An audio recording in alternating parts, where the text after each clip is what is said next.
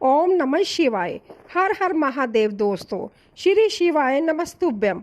आप सभी को सावन मास की हार्दिक शुभकामनाएं। सावन का महीना भगवान शिव का महीना होता है।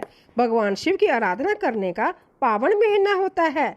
सावन के महीने में जो भी भक्त नियम से शिव महापुराण की कथाएं सुनता है या सुनाता है, भगवान शिव अपने भक्तों से प्रसन्न होते हैं और उन्हें सुख और वैभव का आशीर्वाद देते हैं। आज सावन मास का पहला दिन है और आज से आप हर दिन नियम से हमारे चैनल पर श्रावण मास की कथा में शिव महापुराण की कथा का श्रवण करेंगे। आप सभी से यह अनुरोध है कि अगर आपको वीडियो पसंद आए तो प्लीज़ वीडियो को लाइक कीजिएगा और कमेंट में अपने सुझाव भी आप दे सकते हैं। तो आइए आज आप सुनिए शिव महापुराण के पहले दिन की कथा। हमारे हिंदू धर्म में 18 पुराणों में से शिव महापुराण सबसे अधिक बार पढ़ा जाने वाला पुराण है। यह हिंदू भगवान शिव और उनकी पत्नी देवी पार्वती के ऊपर केंद्रित है। भगवान शिव हिंदू धर्म में सबसे अधिक पूजे जाने वाले भगवानों में से एक है। इस पुराण का संबंध शिव मत से माना जाता है। इसमें भगवान शिव को प्रसन्न करने की पूजा विधियों और ज्ञान से भरे आख्यान भी सम्मिलित है। हिंदू धर्म में भगवान शिव त्रिदेवों में से एक है और इन्हें संहार का देवता भी माना जाता है। भगवान शिव को महेश, महाकाल, नीलकंठ, रुद्र आदि नामों से भी पुकारा जाता है। ऐसा माना जाता है कि भगवान शिव महान जोगी थे और इसीलिए उन्हें आदि जोगी की संज्ञा भी दी जाती है। हिंदू शास्त्रों में भगवान शिव को एक ऐसे देवता के रूप में वर्णित किया गया है जो बहुत दयालु और भोले है और भक्तों की एक सच्ची पुकार पर प्रसन्न हो जाते हैं। जब भगवान शिव क्रोध में आते हैं तो सारी सृष्टि कांपने लगती है। भगवान शिव की महिमा का गुणगान कई प्राचीन भारतीय ग्रंथों में देखने को मिलता है, लेकिन शिव महापुराण में उनके जीवन पर गहराई से प्रकाश डाला गया है। शिव महापुराण में उनके जीवन, विवाह, संतान, रहन सहन आदि के बारे में विस्तार से बताया गया है। शिव पुराण में 6 खंड और 24,000 श्लोक है।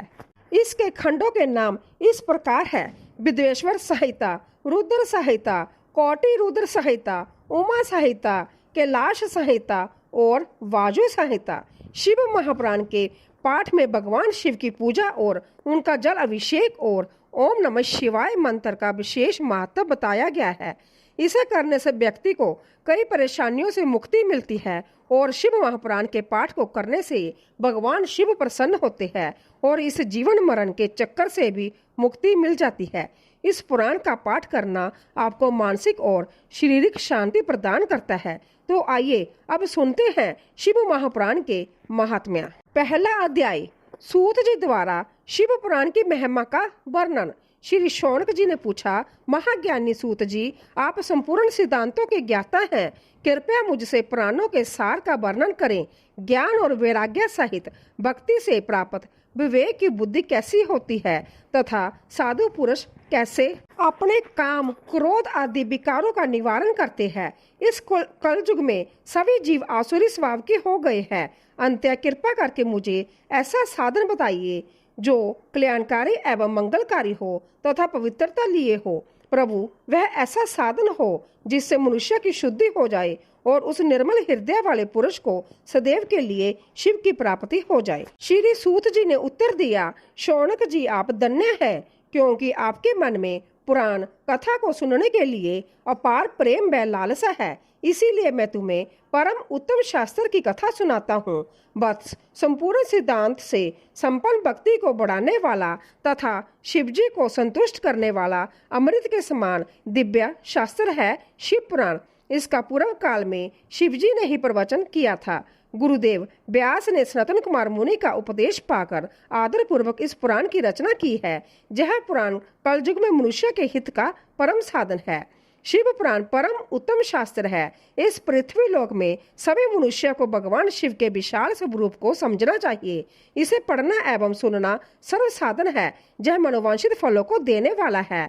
इससे मनुष्य निष्पाप हो जाता है तथा इस लोक में सभी सुखों का उपभोग करके अंत में शिव लोक को प्राप्त करता है। शिव पुराण में 24,000 श्लोक है, जिसमें 7 संहिताएं हैं। शिव पुराण परम ब्रह्मा परमात्मा के समान गति प्रदान करने वाला है। मनुष्य को पूरी भक्ति एवं संयम पूर्वक इसे सुनना चाहिए। जो मनुष्य प्रेम पूर्वक नित्य इसको बांचता है या इसका पाठ करता है, वह निसंदेह पुण्य आत्मा है। भगवान शिव उस विद्वान पुरुष पर प्रसन्न होकर उसे अपना दान प्रदान करते हैं। प्रतिदिन आदर पूर्वक शिव पुराण का पूजन करने वाले मनुष्य संसार में संपूर्ण भोगों को भोग कर भगवान शिव के पद को प्राप्त करते हैं। वह सदा सुखी रहते हैं। शिव पुराण में भगवान शिव का सर्वस्व है। इस लोक और परलोक में सुख की प्राप्ति के लिए आदर पूर्वक इसका सेवन करना चाहिए। यह निर्मल शिव पुराण धर्म, अर्थ, काम और मोक्ष रूप चारों पुरुषार्थों को देने वाला है। अंत्य सदा प्रेम पूर्वक इसे सुनना एवं पढ़ना चाहिए। दूसरा अध्याय, देवराज को शिवलोक की प्राप्ति, चंचुला का संसार से वैराग्य। श्री शौनक जी ने कहा, आप धन्य हैं सूत जी, आप परमार्थ तत्व के ज्ञाता हैं। आपने हम पर कृपा करके हमें यह अवैधुत और दिव्य कथा सुनाई है। भूतल पर इस कथा के समान कल्याण का और कोई साधन नहीं है। आपकी कृपा से यह बात हमने समझ ली है। सूत जी, इस कथा के द्वारा कौन से पापी शुद्ध होते हैं, उन्हें कृपा पूर्वक बताकर इस जगत को तीर्थार्थ कीजिए। सूत जी बोले, मुने, जो मनुष्य पाप, दुराचार तथा काम, क्रोध, मद, लोभ में निरंतर डूबे रहते हैं, वे भी शिव पुराण पढ़ने अथवा सुनने से शुद्ध हो जाते हैं तथा उनके पापों का पूर्णतः नाश हो जाता है। इस विषय में मैं तुम्हें एक कथा सुनाता हूँ। देवराज ब्राह्मण की कथा। बहुत पहले की बात है कि रातों के नगर में देवराज नाम का एक ब्राह्मण रहता था। वह ज्ञान में दुर्बल, गरीब, रस बेचने वाला तथा वैदिक धर्म से विमुख था। वह स्नान संध्या नहीं करता था तथा उसमें वेश्यावृत्ति बढ़ती ही जा रही थी। वह भक्तों को ठगता था। उसने अनेक मनुष्यों को मारकर उनका सबका धन हड़प लिया था। उस पापी ने थोड़ा सा भी धन कर्म के काम में नहीं लगाया था। वह वेश्यागामी तथा आचार भ्रष्ट था। एक दिन वह घूमता हुआ देवयोग से प्रतिष्ठा अनुसार जूसी प्रयाग जा पहुंचा। वहां उसने एक शिवालय देखा जहां बहुत से साधु महात्मा एकत्रित हुए थे।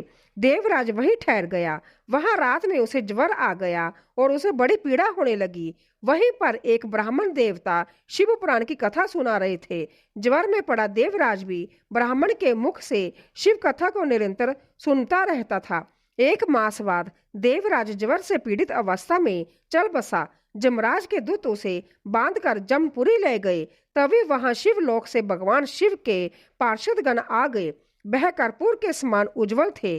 उनके हाथ में त्रिशूल, संपूर्ण शरीर पर बसम और गले में रुद्राक्ष की माला उनके शरीर की शोभा बढ़ा रही थी। उन्होंने जमराज के दूतों को मार पीट कर देवराज को जमदूतों के चुंगल से छुड़ा लिया और वह उसे अपने अवैधूत विमान में बिठाकर जब कैलाश पर्वत पर ले जाने लगे तो जमपुरी में ओहलाल मच गया, जिसे सुनकर जमराज अपने भवन से बाहर आए। साक्षात रुद्रों के समान प्रतीत होने वाले इन दूतों का धर्मराज ने विधि पूर्वक पूजन कर ज्ञान दृष्टि से सारा मामला जान लिया। उन्होंने व्यय के कारण भगवान शिव के दूतों से कोई बात नहीं पूछी। तत्पश्चात शिवदूत देवराज को लेकर कैलाश चले गए और वहां पहुंचकर उन्होंने ब्राह्मण को करुणा अवतार भगवान शिव के हाथों में सौंप दिया। शौनक जी ने कहा, महाभाग सूत जी, आप सर्वज्ञ हैं। आपके कृपा प्रसाद से मैं कृतार्थ हुआ।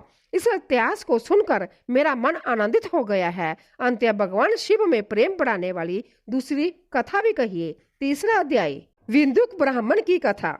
श्री सूत जी बोले, शौनक सुनो, मैं तुम्हारे सामने एक अन्य गोपनीय कथा का वर्णन करूंगा, क्योंकि तुम शिव भक्तों में अग्रह व वेताओं में श्रेष्ठ हो। समुद्र के निकटवर्ती प्रदेश में बाष्कल नामक गांव था, जहां वैदिक धर्म से विमुख महापापी मनुष्य रहते थे। वह सभी दुष्ट है एवं उनका मन दूषित विषय भोगों में ही लगा रहता है। वह देवताओं एवं भाग्य पर विश्वास नहीं करते। वह सभी कुटिल वृत्ति वाले हैं, किसानी करते हैं और विभिन्न प्रकार के अस्त्र शस्त्र रखते हैं। वह व्यभिचारी है। वह इस बात से पूर्णतः अनजान है कि ज्ञान, वैराग्य तथा सद्धर्म ही मनुष्य के लिए परम पुरुषार्थ है। वह सभी पशु बुद्धि है। अन्य समुदायों के लोग भी उन्हीं की तरह बुरे विचार रखने वाले हैं, धर्म से विमुख है। वह नित्य कुकर्म में लगे रहते हैं एवं सदा विषय भोगों में डूबे रहते हैं। वहाँ की स्त्रियां भी बुरे स्वभाव की, स्वेच्छाचारिणी, पाप में डूबी, कुटिल सोच वाली और व्यभिचारिणी है। वह सभी सद्व्यवहार तथा सदाचार से सर्वथा शून्य है। वहाँ सिर्फ दुष्टों का निवास है। वाशकल नामक गांव में विंदुक नाम का एक ब्राह्मण रहता था। वह अधर्मी, दुरात्मा एवं महापापी था। उसकी स्त्री बहुत सुंदर थी। उसका नाम चंचला था। वह सदा उत्तम धर्म का पालन करती थी, परंतु विंदुक वेश्यागामी था। इस तरह को कर्म करते हुए बहुत समय व्यतीत हो गया। उसकी स्त्री काम से पीड़ित होने पर भी, सब धर्म नाश के भय से क्लेश सहकर भी काफी समय तक धर्म भ्रष्ट नहीं हुई, परंतु आगे चलकर वह भी अपने दुराचारी पति के आचरण से प्रभावित होकर दुराचारणी और अपने धर्म से विमुख हो गई। इस तरह दुराचार में डूबे हुए उन पति पत्नी का बहुत सा समय व्यर्थ बीत गया। वेश्यागामी, दूषित बुद्धि वाला वह दुष्ट ब्राह्मण विंदुक समय अनुसार मृत्यु को प्राप्त हो नरक में चला गया। बहुत दिनों तक नरक के दुखों को भोगकर वह मूढ़ बुद्धि पापी विंध्य पर्वत पर भयंकर पिशाच हुआ। इधर उस दुराचारी विंदुक के मर जाने पर वह चंचला नामक स्त्री बहुत समय तक पुत्रों के साथ अपने घर में रहती रही। पति की मृत्यु के बाद वह भी अपने धर्म से गिरकर पर पुरुषों का संग करने लगी थी। सत्य विपत्ति में भी अपने धर्म का पालन करना नहीं छोड़ती। यह तो तप है। तप कठिन तो होता है, लेकिन इसका फल मीठा होता है। विषय इस सत्य को नहीं जानता, इसीलिए वह विषयों के विष फल का स्वाद लेते हुए भोग करता है। एक दिन देवयोग से किसी पुण्य पर्व के आने पर वह अपने भाई बंधुओं के साथ गोकर्ण क्षेत्र में गई। उसने तीर्थ के जल में स्नान किया एवं बंधुजनों के साथ जंतर तंत्र घूमने लगी। घूमते घूमते वह एक देव मंदिर में गई। वहां उसने एक ब्राह्मण के मुख से भगवान शिव की परम पवित्र एवं मंगलकारी कथा सुनी। कथावाचक ब्राह्मण कह रहे थे कि जो स्त्रियां व्यभिचार करती है, वह मरने के बाद जब जमलोक जाती है, तब जमराज के दूत उन्हें तरह तरह से जंतरना देते हैं। वह उसके काम अंगों को तप्त लोह दंडों से दागते हैं। तप्त लोह के पुरुष से उसका संसर्ग कराते हैं। यह सारे दंड इतनी वेदना देने वाले होते हैं कि जीव पुकार पुकार कर कहता है कि अब वह ऐसा नहीं करेगा, लेकिन जमदूत उसे छोड़ते नहीं। कर्मों का फल तो सभी को भोगना पड़ता है। देव ऋषि मनुष्य सभी इससे बंधे हुए हैं। ब्राह्मण के मुख से यह वैराग्य बढ़ाने वाली कथा सुनकर चंचला ब्याह से व्याकुल हो गई। कथा समाप्त होते पर भी सभी लोग वहां से चले गए। तब कथा बांचने वाले ब्राह्मण देवता से चंचला ने कहा, हे ब्राह्मण, धर्म को ना जानने के कारण मेरे द्वारा बहुत बड़ा दुराचार हुआ है। स्वामी, मेरे ऊपर कृपा कर मेरा उद्धार कीजिए। आपके प्रवचन को सुनकर मुझे इस संसार से वैराग्य हो गया है। मुझ चित्त वाली पापनी को धिक्कार है। मैं निंदा के योग्य हूँ। मैं बुरे विषयों में फंसकर अपने धर्म से विमुख हो गई थी। कौन मुझ जैसी कुमार्ग में मन लगाने वाली पापनी का साथ देगा? जब जमदूत मेरे गले में फंदा डालकर मुझे बांधकर ले जाएंगे और नरक में मेरे शरीर के टुकड़े करेंगे, तब मैं कैसे उन महायातनाओं को सहन कर पाऊंगी? मैं सब प्रकार से नष्ट हो गई हूँ, क्योंकि अभी तक मैं हर तरह से पाप में डूबी रही हूँ। हे ब्राह्मण, आप मेरे गुरु हैं, आप ही मेरे माता पिता हैं। मैं आपकी शरण में आई हूँ। मुझ अबला का अब आप ही उद्धार कीजिए। सूत जी कहते हैं, शौनक इस प्रकार विलाप करती हुई चंचला ब्राह्मण देवता के चरणों में गिर पड़ी। तब ब्राह्मण ने उसे कृपा पूर्वक उठाया। चौथा अध्याय। बोले शिव भगवान की जय। चंचला की शिव कथा सुनने में रुचि और शिवलोक गमन। ब्राह्मण बोले, नारी, तुम सौभाग्यशाली हो जो भगवान शंकर की कृपा से तुमने वैराग्यपूर्ण शिव पुराण की कथा सुनकर समय से अपनी गलती का एहसास कर लिया। तुम डरो मत और भगवान शिव की शरण में जाओ। उनकी परम कृपा से तुम्हारे सभी पाप नष्ट हो जाएंगे। मैं तुम्हें भगवान शिव की कथा सहित वह मार्ग बताऊंगा जिसके द्वारा तुम्हें सुख देने वाली उत्तम गति प्रदान होगी। शिव कथा सुनने से तुम्हारी बुद्धि शुद्ध हो गई है और तुम्हें पश्चाताप हुआ है तथा मन में वैराग्य उत्पन्न हुआ है। पश्चाताप ही पाप करने वाले पापियों के लिए सबसे बड़ा प्रायश्चित है। पश्चाताप ही पापों का शोधक है, इससे ही पापों की शुद्धि होती है। सत्पुरुषों के अनुसार पापों की शुद्धि के लिए प्रायश्चित पश्चाताप से ही संपन्न होता है। जो मनुष्य अपने कुकर्म के लिए पश्चाताप नहीं करता वह उत्तम गति प्राप्त नहीं करता, परंतु जिसे अपने कुकृत्य पर हार्दिक पश्चाताप होता है वह अवश्य उत्तम गति का भागीदार होता है, इसमें कोई शक नहीं है। शिव पुराण की कथा सुनने से चित्त की शुद्धि एवं मन निर्मल हो जाता है। शुद्ध चित्त में ही भगवान शिव व पार्वती का वास है। वह शुद्ध आत्मा पुरुष सदा शिव के पद को प्राप्त होता है। इस कथा का श्रवण सभी मनुष्य के लिए कल्याणकारी है। अंत्य इसकी आराधना व सेवा करनी चाहिए। यह कथा भव बंधन रूपी रोग का नाश करने वाली है। भगवान शिव की कथा सुनकर हृदय में उसका मनन करना चाहिए, इससे चित्त की शुद्धि होती है। चित्त शुद्धि होने से ज्ञान और वैराग्य के साथ महेश्वर की भक्ति निश्चय ही प्रकट होती है तथा उनके अनुग्रह से दिव्य मुक्ति प्राप्त होती है। जो मनुष्य माया के प्रति आसक्त है वह इस संसार बंधन से मुक्त नहीं हो पाता। हे ब्राह्मण पत्नी, तुम अन्य विषयों से अपने मन को हटाकर भगवान शंकर की इस परम पावन कथा को सुनो। इससे तुम्हारे चित्त की शुद्धि होगी और तुम्हें मोक्ष की प्राप्ति होगी। जो मनुष्य निर्मल हृदय से भगवान शिव के चरणों का चिंतन करता है उसकी एक ही जन्म में मुक्ति हो जाती है। सूत जी कहते हैं, शौनक, यह कहकर वह ब्राह्मण चुप हो गए। उनका हृदय करुणा से भर गया। वह ध्यान में मगन हो गए। ब्राह्मण का उक्त उपदेश सुनकर चंचला के नेत्रों में आनंद के आंसू छलकाए। वह हर्ष भरे हृदय से ब्राह्मण देवता के चरणों में गिर गई और हाथ जोड़कर बोली, मैं कृतार्थ हो गई। हे ब्राह्मण, शिव भक्तों में मैं श्रेष्ठ। स्वामी, आप धन्य हैं। आप परमार्थदर्शी हैं और सदा परोपकार में लगे रहते हैं। साधो, मैं नरक के समुद्र में गिर रही हूँ। कृपा कर मेरा उद्धार कीजिए। जिस पुराणिक व अमृत के समान सुंदर शिव पुराण कथा की बात आपने की है उसे सुनकर ही मेरे मन में वैराग्य उत्पन्न हुआ है। उस अमृतमयी शिव पुराण कथा को सुनने के लिए मेरे मन में बड़ी श्रद्धा हो रही है। कृपया आप मुझे उसे सुनाइए। सूत जी कहते हैं, शिव पुराण की कथा सुनने की इच्छा मन में लिए हुए चंचला उन ब्राह्मण देवता की सेवा में वही रहने लगी। उस गोकर्ण नामक महाक्षेत्र में उन ब्राह्मण देवता के मुख से चंचला शिव पुराण की भक्ति, ज्ञान और वैराग्य बढ़ाने वाली और मुक्ति देने वाली परम उत्तम कथा सुनकर कृतार्थ हुई। उसका चित्त शुद्ध हो गया। वह अपने हृदय में शिव के सगुण रूप का चिंतन करने लगी। वह सदैव शिव के सचना आनंदमय शुभ रूप का स्मरण करती थी। तत्पश्चात अपना समय पूर्ण होने पर चंचला ने बिना किसी कष्ट के अपना शरीर त्याग दिया। उसे लेने के लिए एक दिव्य विमान वहां पहुंचा। यह विमान शोभा साधनों में सजा था एवं शिव गणों से सुशोभित था। चंचला विमान से शिवपुरी पहुंची। उसके सारे पाप धुल गए। वह दिव्यांगना हो गई। वह गौरांगी देवी मस्तक पर अर्धचंद्र का मुकुट व अन्य दिव्य आभूषण पहने शिवपुरी पहुंची। वहां उसने सनातन देवता त्रिनेत्रधारी महादेव शिव को देखा।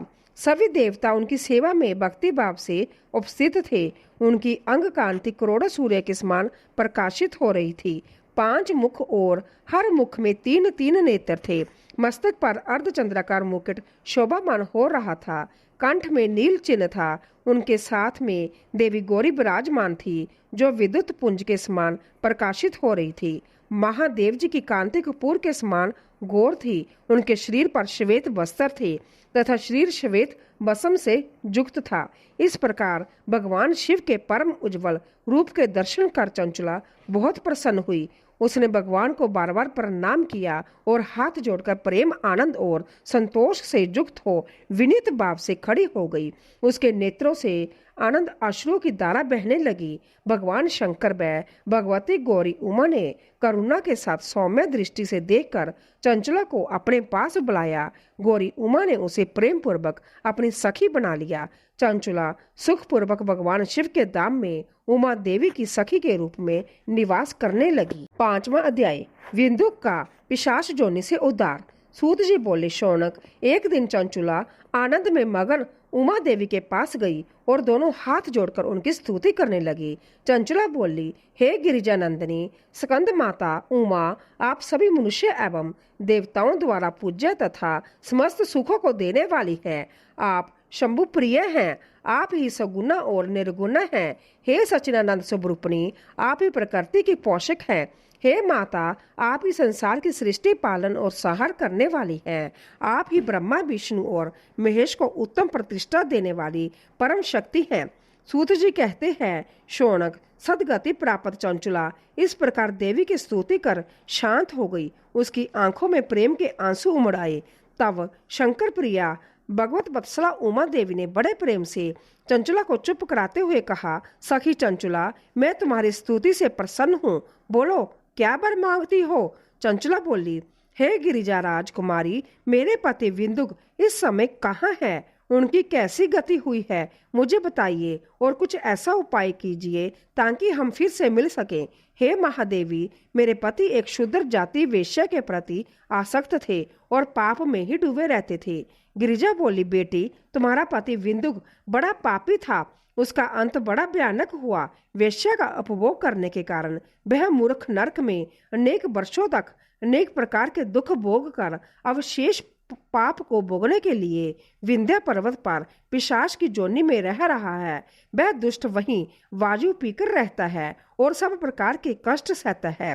सूत जी कहते हैं, शौनक, गौरी देवी की यह बात सुनकर चंचुला अत्यंत दुखी हो गई। फिर मन को किसी तरह स्थिर करती हुई दुखी हृदय से मां गौरी से उसने एक बार फिर पूछा, हे महादेवी, मुझ पर कृपा कीजिए और मेरे पापी पति का अब उद्धार कर दीजिए।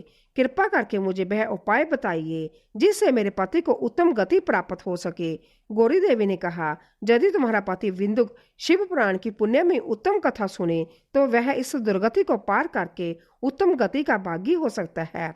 अमृत के समान मधुर गौरी देवी का यह वचन सुनकर चंचुला ने दोनों हाथ जोड़कर मस्तक झुकाकर उन्हें बारंबार प्रणाम किया तथा प्रार्थना की कि मेरे पति को शिव पुराण सुनाने की व्यवस्था कीजिए। ब्राह्मण पत्नी चंचुला के बार बार प्रार्थना करने पर शिव प्रिया गौरी देवी ने भगवान शिव की महिमा का गान करने वाले गंधर्वराज तुम्बरो को बुलाकर कहा, तुम्बरो, तुम्हारी भगवान शिव में प्रीति है। तुम मेरे मन की सभी बातें जानकर मेरे कार्य को सिद्ध करते हो। तुम मेरी इस सखी के साथ विंध्या पर जाओ। वहाँ एक महाघोर और भयंकर पिशाच रहता है। पूर्व जन्म में वह पिशाच विंदुक नामक ब्राह्मण मेरी इस सखी चंचुला का पति था। वह वेश्यागामी हो गया। उसने स्नान संध्या आदि नित्याक्रम छोड़ दिए। क्रोध के कारण उसकी बुद्धि भ्रष्ट हो गई। दुर्जनों से उसकी मित्रता तथा सज्जनों से द्वेष बढ़ गया था। वह अस्त्र शास्त्र से हिंसा करता, लोगों को सताता और उनके घरों में आग लगा देता था।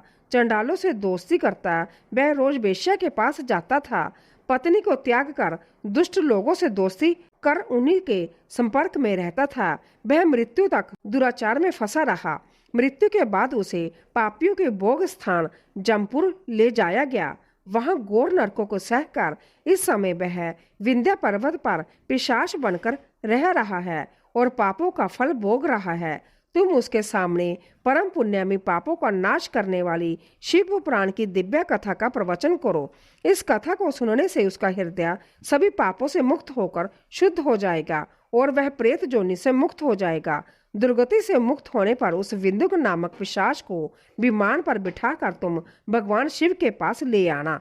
सूत जी कहते हैं, शौनक, माँ उमा का आदेश पाकर गंधर्वराज तुम्बरो प्रसन्नता पूर्वक अपने भाग्य की सराहना करते हुए चंचला को साथ लेकर विमान से पिशाच के निवास स्थान विंध्या पर्वत पर गया। वहां पहुंचकर उसने उस विकराल आकृति वाले पिशाच को देखा। उसका शरीर विशाल था, उसकी ठोड़ी बड़ी थी। वह कभी हंसता, कभी रोता और कभी उछलता था। महाबली तुम्बरो ने विदुंग नामक पिशाच को पाशों से बांध लिया। उसके पश्चात तुम्बरो ने शिव पुराण की कथा बांचने के लिए स्थान तलाश कर मंडप की रचना की। शीघ्र ही इस बात का पता लोगों को चल गया कि एक पिशाच के उद्धार हेतु देवी पार्वती की आज्ञा से तुम्बरो शिव पुराण की अमृत कथा सुनाने विंध्या पर्वत पर आए हैं। उस कथा को सुनने के लोभ से बहुत से देव ऋषि वहां पहुंच गए। सभी को आदरपूर्वक स्थान दिया गया। पिशाच विंदु को पाशों में बांधकर आसन पर बिठाया गया और तब तुम्बरों ने परम उत्तम शिव पुराण की अमृत कथा का गान शुरू किया। उसने पहली बिंदवेश्वर संहिता से लेकर 7वीं बाजू संहिता तक शिव पुराण की कथा का स्पष्ट वर्णन किया। सातों संहिताओं सहित शिव पुराण को सुनकर सभी श्रोता कृतार्थ हो गए। परम पुण्य में शिव पुराण को सुनकर पिशाच सभी पापों से मुक्त हो गया और उसने पिशाच शरीर का त्याग कर दिया। शीघ्र ही उसका रूप दिव्य हो गया। उसका शरीर गौर वर्ण का हो गया। शरीर पर श्वेत वस्त्र एवं पुरुषों के आभूषण आ गए। इस प्रकार दिव्य देहधारी होकर विंदुक अपनी पत्नी चंचला के साथ संभ्या भी भगवान शिव का गुणगान करने लगा। उसे इस दिव्य रूप में देखकर सभी को बहुत आश्चर्य हुआ। उसका मन परम आनंद से परिपूर्ण हो गया। सभी भगवान महेश्वर के अवैधुत चरित्र को सुनकर कृतार्थ हो उनका जशोगान करते हुए अपने अपने धाम को चले गए। विंदुक अपनी पत्नी चंचला के साथ विमान में बैठकर शिवपुरी की ओर चल दिया। महेश्वर के गुणों का गान करता हुआ विंदुक अपनी पत्नी चंचुला व तुम्बरों के साथ शीघ्र ही शिवधाम पहुंच गया। भगवान शिव व देवी पार्वती ने उसे अपना पार्षद बना लिया। दोनों पति पत्नी सुखपूर्वक भगवान महेश्वर एवं देवी गौरी के श्री चरणों में अविचल निवास पाकर धन्य हो गए। छठा अध्याय शिव पुराण के श्रवण की विधि। शौनक जी कहते हैं, महाप्राग सूत जी, आप धन्य एवं शिव भक्तों में श्रेष्ठ हैं। हम पर कृपा कर हमें कल्याण में शिव पुराण के श्रवण की विधि बताइए, जिससे सभी श्रोताओं को संपूर्ण उत्तम फल की प्राप्ति हो। सूत जी ने कहा, मुने शौनक, तुम्हें संपूर्ण फल की प्राप्ति के लिए मैं शिव पुराण की विधि सविस्तार बताता हूँ। सर्वप्रथम किसी ज्योतिषी को बुलाकर दान से संतुष्ट कर उससे कथा का शुभ मुहूर्त निकलवाना चाहिए और उसकी सूचना का संदेश सभी लोगों तक पहुंचाना चाहिए कि हमारे जहां शिव पुराण की कथा होने वाली है। अपने कल्याण की इच्छा रखने वाले को इसे सुनने अवश्य पधारना चाहिए। देश देश में जो भी भगवान शिव के भक्त हो तथा शिव कथा के कीर्तन और श्रवण के उत्सुक हो, उन सभी को आदर पूर्वक बुलाना चाहिए और उनका आदर सत्कार करना चाहिए। शिव पुराण सुनने के लिए मंदिर, तीर्थ, वन प्रांत्य अथवा घर में ही उत्तम स्थान का निर्माण करना चाहिए। केले के खंभों से सुशोभित कथा मंडप तैयार कराएं। उसे सब और फल पुष्प सुंदर चंदोवे से अलंकृत करना चाहिए। चारों कोनों पर ध्वज लगाकर उसे विभिन्न सामग्री से सुशोभित करें। भगवान शंकर के लिए भक्ति पूर्वक दिव्य आसन का निर्माण करना चाहिए तथा कथावाचक के लिए भी दिव्य आसन का निर्माण करना चाहिए। नियम पूर्वक कथा सुनने वालों के लिए भी सुयोग्य आसन की व्यवस्था करे तथा अन्य लोगों के बैठने की भी व्यवस्था करे। कथा बांचने वाले विद्वान के प्रति कभी बुरी भावना न रखे। संसार में जन्म तथा गुणों के कारण बहुत से गुरु होते हैं, परंतु उन सब में प्राणों का ज्ञाता ही परम गुरु माना जाता है। पुराण वेत्ता पवित्र, शांत, साधु, ईर्ष्या पर विजय प्राप्त करने वाला और दयालु होना चाहिए। ऐसे गुणी मनुष्य को इस पुण्यमयी कथा को बांचना चाहिए। सूर्य उदय से 3:30 पहर तक इसे बांचने का उपयुक्त समय है। मध्य काल में 2 घड़ी तक कथा बंद रखनी चाहिए ताकि लोग मल मूत्र का त्याग कर सके। जिस दिन से कथा शुरू हो रही है उससे 1 दिन पहले व्रत ग्रहण करें। कथा के दिनों में प्रांतीय काल का नित्य कर्म संक्षेप में कर लेना चाहिए। वक्ता के पास उसकी सहायता हेतु एक विद्वान व्यक्ति को बैठाना चाहिए जो कि सब प्रकार के संशयों को दूर कर लोगों को समझाने में कुशल हो। कथा में आने वाले विघ्नों को दूर करने के लिए सर्वप्रथम गणेश जी का पूजन करना चाहिए। भगवान शिव व शिव पुराण की भक्ति भाव से पूजा करे। तत्पश्चात श्रोता तन मन से शुद्ध होकर आदर पूर्वक शिव पुराण की कथा सुने। जो वक्ता और श्रोता अनेक प्रकार के कर्मों से भटक रहे हो, काम आदि 6 विकारों से युक्त हो, वह पुण्य के भागी नहीं हो सकते। जो मनुष्य अपनी सभी चिंताओं को भूलकर कथा में मन लगाते हैं, उन शुद्ध बुद्धि मनुष्य को उत्तम फल की प्राप्ति होती है। 7वां अध्याय श्रोताओं द्वारा पालन किए जाने वाले नियम। सूत जी बोले, शौनक, शिव पुराण सुनने का व्रत लेने वाले पुरुषों के लिए जो नियम है उन्हें भक्ति पूर्वक सुनो। शिव पुराण की पुण्यमयी कथा नियम पूर्वक सुनने से बिना किसी विघ्न बाधा के उत्तम फल की प्राप्ति होती है। दीक्षा रहित मनुष्य को कथा सुनने का अधिकार नहीं है। अंत्य पहले वक्ता से दीक्षा ग्रहण करनी चाहिए। नियम पूर्वक कथा सुनने वाले मनुष्य को ब्रह्मचार्य का अच्छी तरह से पालन करना चाहिए। उसे भूमि पर सोना चाहिए, पत्तल में खाना खाना चाहिए तथा कथा समाप्त होने पर ही अन्न ग्रहण करना चाहिए। समर्थ मनुष्य को शुद्ध भाव से शिव पुराण की कथा की समाप्ति तक उपवास रखना चाहिए और एक ही बार भोजन करना चाहिए। गरिष्ठ अन्न, दाल, जल, अन्न, सेम, मसूर तथा बासी अन्न नहीं खाना चाहिए। जिसने कथा का व्रत ले रखा हो उसे प्याज, लहसुन, हींग, गाजर, मादक वस्तु तथा आमिष कही जाने वाली वस्तुओं को त्याग देना चाहिए। ऐसा मनुष्य प्रतिदिन सत्य, शोष, दया, मौन, सरलता, विनय तथा हार्दिक उदारता आदि सद्गुणों को अपनाए तथा साधु संतों की निंदा का त्याग कर नियम पूर्वक कथा सुने। सकाम मनुष्य इस कथा के प्रभाव से अपनी अविष्ट कामना प्राप्त करता है और निष्काम मोक्ष प्राप्त करता है। सभी स्त्री पुरुषों को विधि विधान से शिव पुराण की उत्तम कथा को सुनना चाहिए। महर्षि शिव पुराण की समाप्ति पर श्रोताओं को भक्ति पूर्वक भगवान शिव की पूजा तरह तरह पुराण पुस्तक की पूजा भी करनी चाहिए तथा इसके पश्चात विधि पूर्वक वक्ता का भी पूजन करना चाहिए। पुस्तक को रखने के लिए नया और सुंदर बस्ता बनाए। पुस्तक व वक्ता की पूजा के उपरांत वक्ता की सहायता हेतु बुलाए गए पंडित का भी सत्कार करना चाहिए।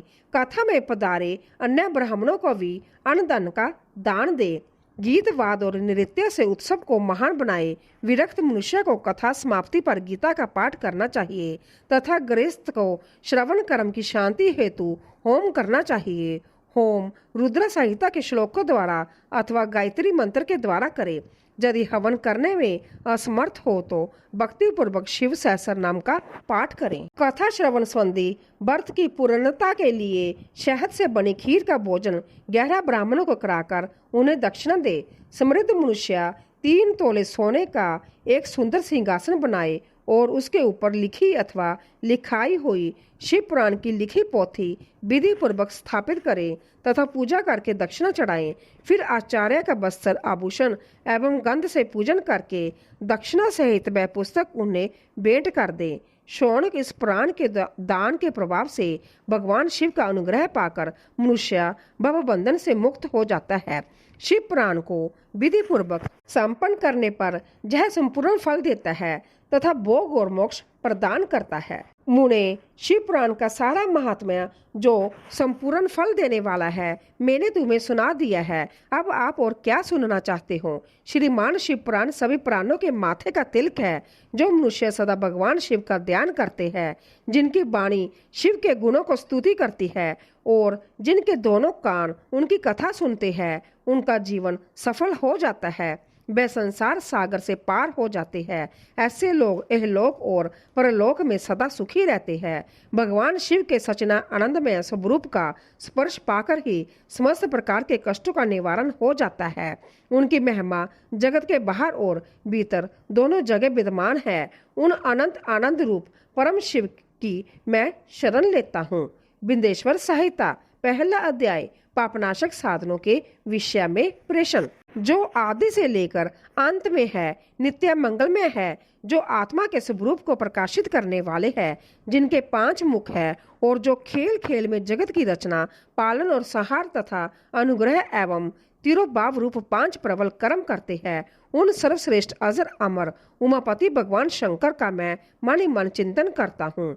व्यास जी कहते हैं, धर्म का महान क्षेत्र जहाँ गंगा जमुना का संगम है, उस पुण्य में प्रयाग जो ब्रह्मा लोक का मार्ग है, वहाँ एक बार महातेजस्वी महाभाग महात्मा मुनियों ने विशाल जग का आयोजन किया और उस ज्ञान जग का समाचार सुनकर पौराणिक शिरोमणि व्यास जी के शिष्य सूत जी वहाँ मुनियों के दर्शन के लिए आए।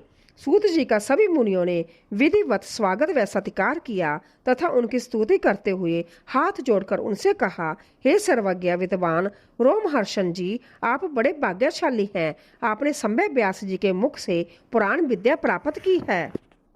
आप आश्चर्य स्वरूप कथाओं का भंडार हैं। आप भूत भविष्य और वर्तमान के ज्ञाता हैं। हमारा सौभाग्य है कि आपके दर्शन हुए। आपका जहाँ आना निरख नहीं हो सकता। आप कल्याणकारी हैं। उत्तम बुद्धि वाले सूत जी, यदि आपका अनुग्रह हो तो गोपनीय होने पर भी आप शुभाशुभ तत्व का वर्णन करें जिससे हमारी तृप्ति नहीं होती और उसे सुनने की हमारी इच्छा ऐसी ही रहती है। कृपा कर उस विषय का वर्णन करें। घोर कलयुग आने पर मनुष्य पुण्य कर्म से दूर होकर दुराचार में फंस जाएंगे, दूसरे की बुराई करेंगे, पराई स्त्रियों के प्रति आसक्त होंगे, हिंसा करेंगे, मूर्ख, नास्तिक और पशु बुद्धि हो जाएंगे। सूत जी, कलयुग में वेद प्रतिपादित वर्ण आश्रम व्यवस्था नष्ट हो जाएगी। प्रत्येक वर्ण और आश्रम में रहने वाले अपने अपने धर्मों के आचरण का परित्याग कर विपरीत आचरण करने में सुख प्राप्त करेंगे। इस सामाजिक वर्ण संकरता से लोगों का पतन होगा, परिवार टूट जाएंगे, समाज बिखर जाएगा, प्राकृतिक आपदाओं से जगह जगह लोगों की मृत्यु होगी, चयन का क्षय होगा, स्वार्थ और लोभ की प्रवृत्ति बढ़ जाएगी, ब्राह्मण लोभी हो जाएंगे और वेद बेचकर धन प्राप्त करेंगे, कर मद से मोहित होकर दूसरों को लगेंगे, ठगेंगे, पूजा पाठ नहीं करेंगे और ब्रह्मा ज्ञान से शून्य होंगे। क्षत्रिय अपने धर्म को त्याग कर कुसंगी, पापी और व्यभिचारी हो जाएंगे। शौर्य से रहित हो वह शूद्रों जैसा व्यवहार करेंगे और काम के अधीन हो जाएंगे। वेश्या धर्म से विमुख हो संस्कार भ्रष्ट होकर कुमार्गी, चुन उपार्जन प्रायण होकर नापतोल में ध्यान लगाएंगे। शूद्र अपना धर्म कर्म छोड़कर अच्छी वेशभूषा से सुशोभित हो व्यर्थ घूमेंगे। वह कुटिल और ईर्ष्यालु होकर अपने धर्म के प्रतिकूल हो जाएंगे, कुकर्मी और वाद विवाद करने वाले होंगे। वह संभय को क्लीन मानकर सभी धर्मों और वर्षों में विवाह करेंगी। स्त्रियां सदाचार से विमुख हो जाएंगी। वह अपने पति का अपमान करेंगी और सास ससुर से लड़ेगी, मलिन भोजन करेगी, उनका शील स्वभाव बहुत बुरा होगा।